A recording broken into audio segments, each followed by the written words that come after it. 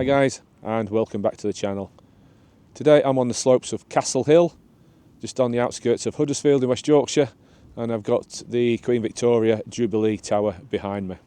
So today I want to talk about some tips for D of E assessors. And there is one certainty in the D of E assessor world, and is that every assessor operates differently. They're all looking for different qualities in the young people, and they're all operating completely differently. Some are quite happy to walk alongside the group or nearby, so they can monitor the group, and if it's an emergency they're able to respond. Some are quite happy to sit in the camper van miles away watching YouTube.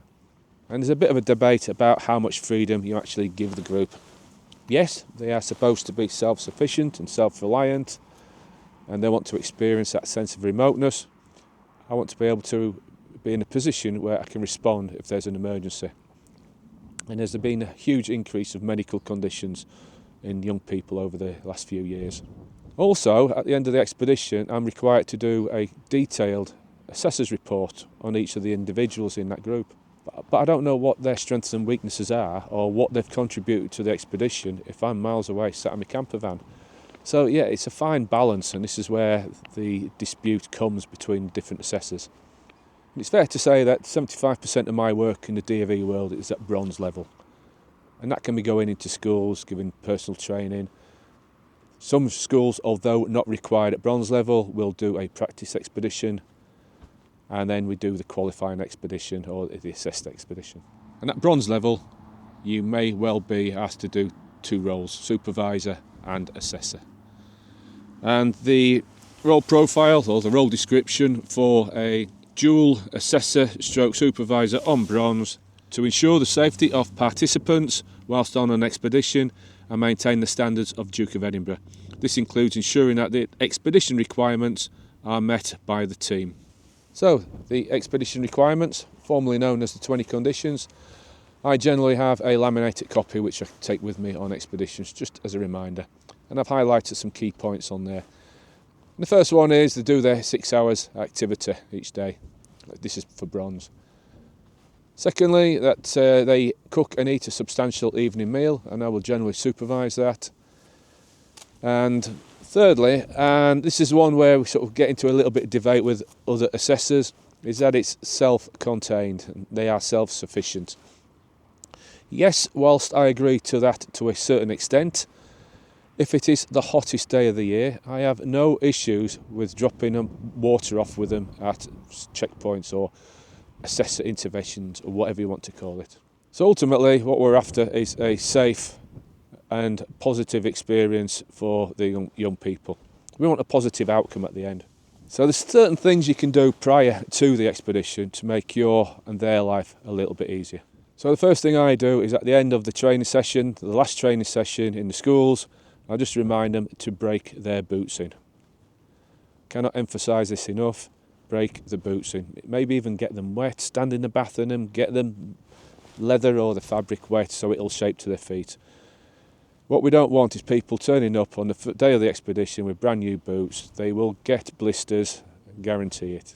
You could even get the school to send a memo or an email out to the parents just reminding them to break the boots in prior to the expedition. Another thing that may well happen is you may well get detailed medical reports of the young people in your group. Resist the temptation to print this off. If you do print it off and you do lose that piece of paper, that's a breach of GDPR, and you are legally required to inform the Information Commissioner's Office within 72 hours. So why get yourself into that situation? Just keep the file on your phone. Your phones are generally fingerprint locked or password protected anyway. So resist the temptation to print off lists of your group's medical conditions, because if you lose it, you're opening a complete can of worms. If you do insist on printing it off, just use initials rather than the full names.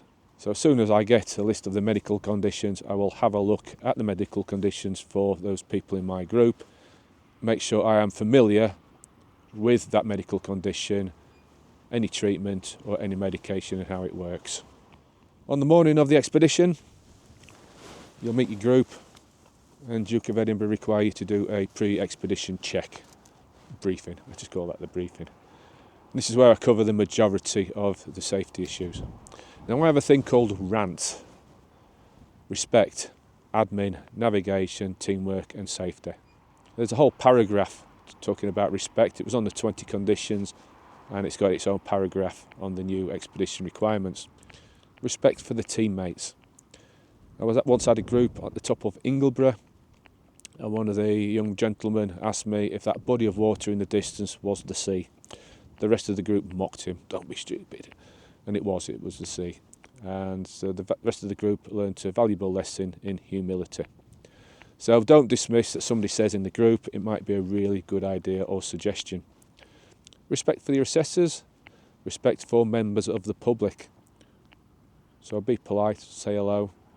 Respect for the countryside. Don't leave any litter. A is for admin, and what do I mean by admin? It's short for administration, and it's how they look after themselves and the kit. So we don't want things hanging off the rucksacks. Things will drop off. I followed groups before and picked up tents. If it's on the outside, it potentially drop off, gets snagged on barbed wire. If it rains, it gets wet. Around the campsite, I encourage them to put things away. If they're not using it, put it away. Otherwise it's going to get wet and muddy. On a night time, cover the rucksack with their waterproof cover, the rucksack cover, and it'll prevent everything inside getting sort of damp with the morning dew. N is for navigation. Technically, we're not assessing on navigation, but I want everybody in the group to have a go, and it shows that they've contributed to the group. T for teamwork. So I've seen some really good examples of teamwork over the year, helping people over stiles, holding gates open for each other, and on a couple of occasions when the rucksacks have been too heavy, the rest of the group have taken some of the weight out of the rucksacks. And S is for safety. So I'm constantly reminding them to do dynamic risk assessments, just reminding them about road safety, so they walk single file into oncoming traffic, and on bends they get to the outside of the bend, so traffic from both directions can see them. I will also take some digital scales and weigh the rucksacks. On a previous expedition, the rucksacks were extremely heavy, so we've gone through them and took out 2 carrier bags of food that they didn't need. And when we've weighed it, it worked out to equivalent to 2 kilos per person of extra weight that they were carrying that they didn't need. So I always give the rucksacks a quick check. Medication. If any of my group have got a medical condition, I want to see the medication. On a previous expedition, I had one young lad that was asthmatic. So I asked him if he got his inhaler, and he said it was in the top of his rucksack. However, when I asked to see it, he actually admitted that he'd left it at home, and he basically lied to me. So I got him to ring his mum, and we were half an hour late setting off, and she brought the inhaler down. Better safe than sorry. And sure enough, later on that afternoon, he needed his inhaler. So having some stringent rules in place can make your and your group's life a lot easier. I'm also checking their boots, and I'm looking at the sizes of the loops on their laces. 3 times it's happened in the last couple of years where the hoops, big hoops on one boot will catch on the hook on the other boot and down they go. And it's never on the mud or the soft grass, it's always on concrete or tarmac. So checking the hoops on the boots to make sure they're not too big and they're not going to catch on the hooks on the other boots. Also encourage them when they come to stiles to climb down the stiles rather than jumping off. The bodies are still developing and they've got big heavy packs on the back. So if they jump off stiles, they're likely to cause some ankle or knee injuries. So I encourage them to climb down the stiles. So I also remind them that I do have a responsibility to the Duke of Edinburgh scheme itself, and to all the thousands and tens of thousands of people that have worked hard in the past and have successfully passed their awards. So we are not giving awards away willy-nilly. People have got to work hard for it. We'll also agree some safety protocols. So what they're going to do in an emergency. One of the providers I work for gives the groups a mobile phone, and every hour they are required to send their 6-figure grid reference to control. And they can also ring control if there's an emergency. That seems to work fairly well. Other groups that I work with, each individual group has a tracker system, so the school or the AAP are able to monitor exactly where they are. Yeah, and set up a WhatsApp group between the instructors, teachers, so everybody knows what's happening at all times. I mentioned it earlier about the increase of medical conditions in young people. Diabetes seems to be on the increase. We've got a lot of people on the expeditions now that are diabetic, type 1 diabetic. So obviously I will monitor that group more closely. I will not be sat in my camper van miles away. I'll be monitoring fairly closely. And we discuss it with the rest of the group, and somebody in that group will be checking every half an hour for a reading from that diabetic person. And if it's low, they'll stop and have some sugars, and if it's high, they'll get the insulin.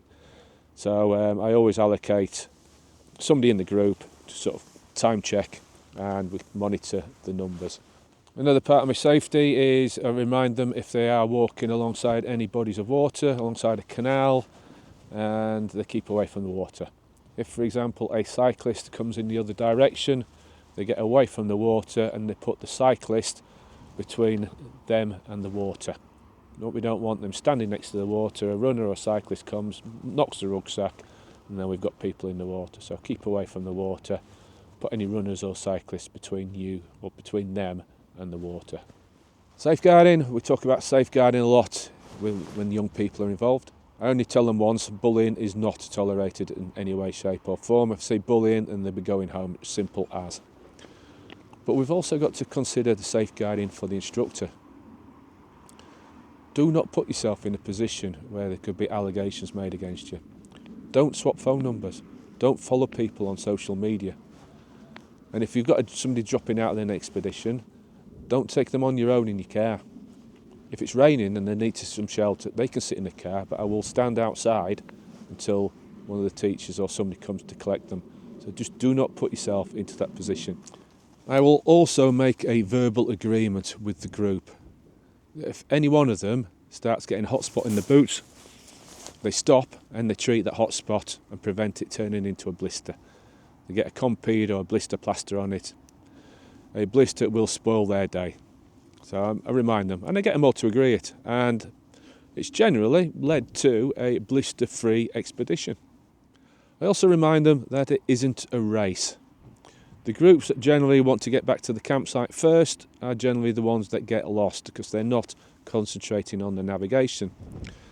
So slow it down and they'll get to the campsite at a reasonable time without putting in any extra miles because they've got lost.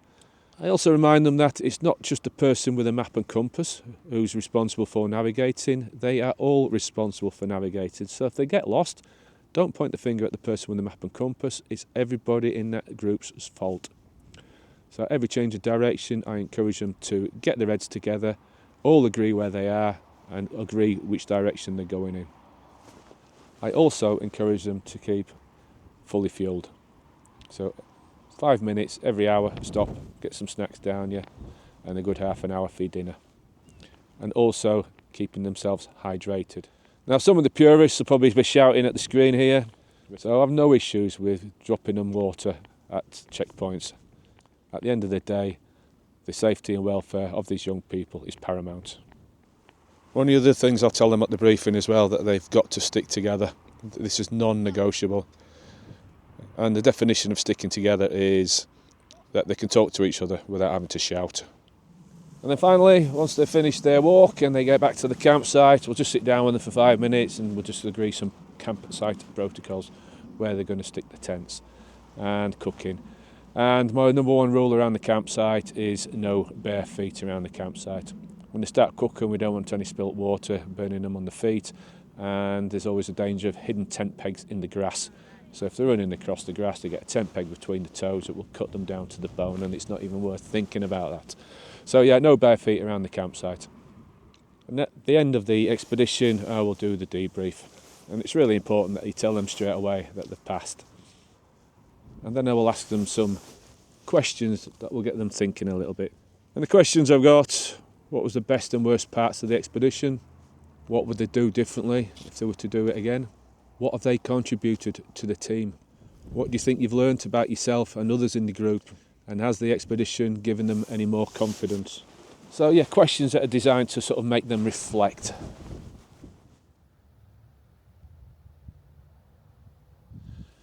And at the end of the expedition, you'll be required to do a detailed assessor's report. And this is where finding that balance of how much freedom you give them comes into play. So if you've been giving them all the freedom in the world and you've had limited intervention with them, you're going to struggle to do your assessor's report. So it's finding that fine balance.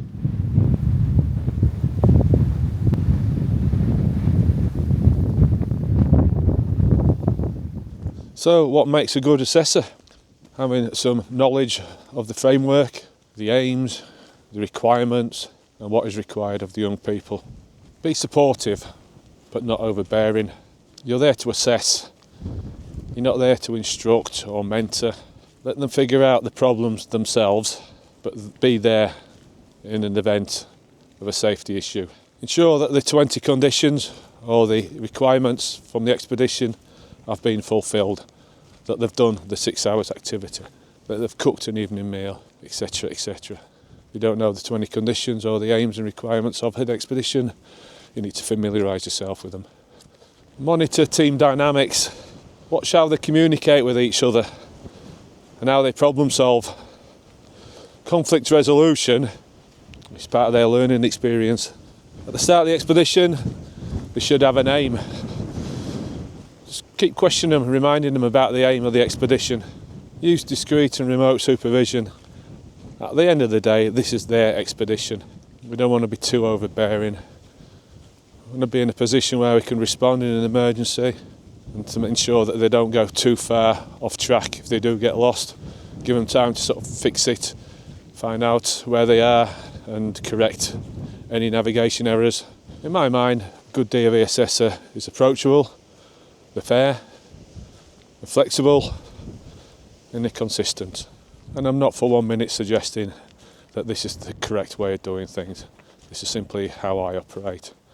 And I've done quite a lot of expeditions. No complaints. I'm still in demand. Still got plenty of work coming in. And I've had no major incidents on any of my expeditions. So there you have it. Some tips for D of E assessors. Take out of it what you want. Dismiss it altogether if that's what you want to do. If you have enjoyed it or you have taken anything away from this video, don't forget to like and subscribe. If there's any other safety tips or tips for assessors that you think I've missed, put something in the comments below. And until next time, that's me signing off, and thanks for watching.